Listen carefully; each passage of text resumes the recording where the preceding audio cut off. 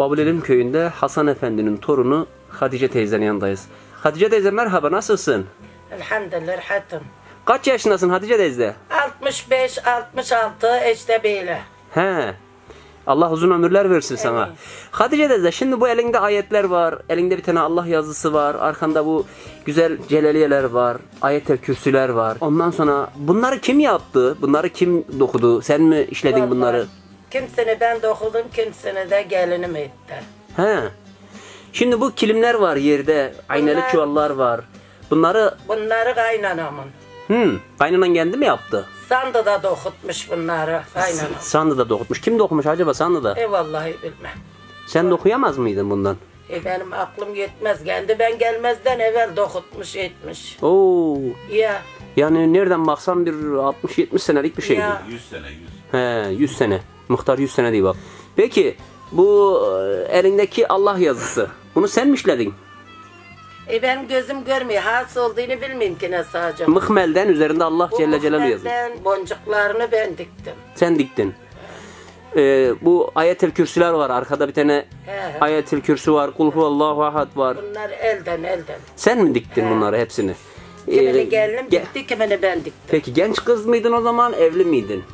Vallahi evledim diktim. He. Uşaklar yoktu, daha gençlik. Daha gençlikti. Ya. Çocuk derdi yoktu, şey yoktu. Ya. Ev işi fazla değildi o zaman. Sen oturur bunları dikerdin. Nasıl işlerdiniz bunu? Neyden işlerdiniz? Mesela bu yazıları ilk önce desenli mi yapardınız? Yazısı kendi yazılı süzekte.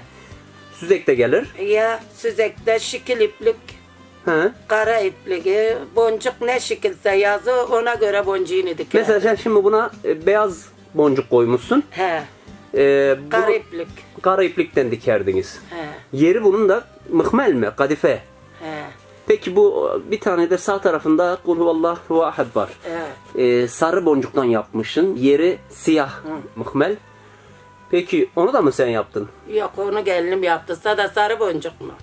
Gelinin yaptıysa bu yine eskidir. Şimdiki gelinler bile bilmez yok, bunları. Yok, he. Değil mi? Şimdiki gelinler bilmiyorlar. Bilmez, dikmiyorlar şimdi. Peki sen gözlerini ne zaman kaybettin? Vallahi gözlerim 20 seneden fazla oldu. Ha. Şey miydi acaba bu eleme, göz nuru işlemeler yaptın, gözünü çok mu yordun gençliğinde, ondan mı gitti? Yok. Hastalık falan mı oldu? Hastalık oldu. Geçmiş olsun. Rabbim sana uzun ömür versin. Emin. Mesela bak burada yine bir ayet-el kürsü var arka tarafta. Yine onu da siyahtan yapmışsın. Siyah, yeri siyah. Çerçevesi beyaz. Onu kim işledi? Ben. Sen işledin. He. Bir tane de arkada 2 tane güvercinli Allah Muhammed ay yıldız var. Onu kim işledi? Yine siyah Onu şey. gelinim işledi. Onu gelin mi işledi? He. Kaç sene oldu bunun acaba işlemesine? Vallahi bilmem. Bilmiyor musun? Ne bileyim.